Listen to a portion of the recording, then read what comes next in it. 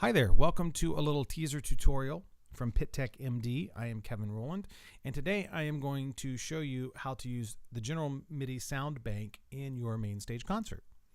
So the first thing you want to do is open a concert. So you can choose an existing one, or if you're just starting new, pick any template that you wish. I should say that in order for this to work, you are going to need some sort of assignable knob or slider or a fader on your MIDI keyboard controller in order for this to work. It can also be an external MIDI fader or button that is connected to your keyboard.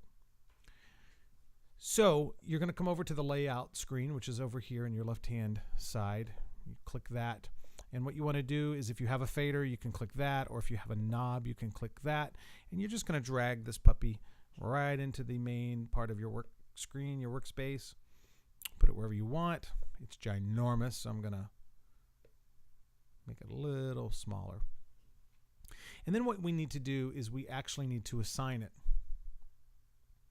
to that button on your controller. So we're going to click assign here, and then you just want to wiggle that button back and forth until you can see that it is receiving data, and we see that it is. Also, obviously, make sure that your keyboard is receiving MIDI data, and it is. And then that's it. So the next thing we need to do is come back to the edit screen.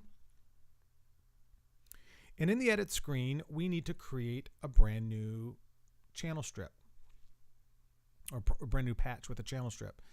Now, in order for this to work, you do have to do this at the patch level. You cannot do this at the concert level. I mean, you could, but it's better to do this just on a patch level.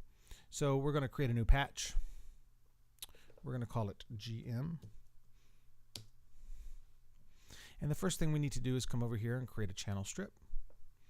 It needs to be an instrument channel strip. You will create that. And then you need to come over here to where it says input. Now, some of you will already have something selected. It might say EXS24, or if you were using a previous concert, it may have one of these other ones. But what we want to do is go down to AU Instruments and select Apple. Now, most of you will not have as many choices here. Even if you have just Apple, that's fine. You will have that. And then you want to come over here to DLS Music Service and choose Stereo. And this is the QuickTime music synthesizer, which is where all of the GM MIDI sounds come from that are used on your computer. And you'll notice that it's grayed out, and that's because that's the only choice that you have. So we're going to leave that, and we're just going to X out of this, just like that.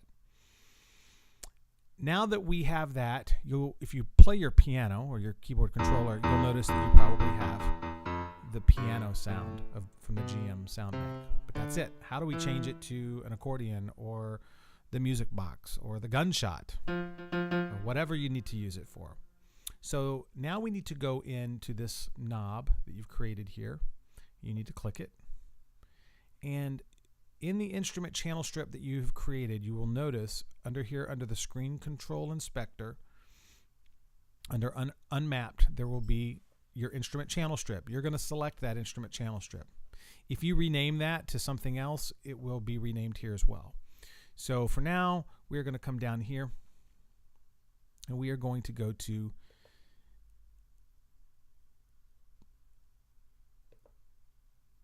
MIDI controller. I had a brain lapse for a second.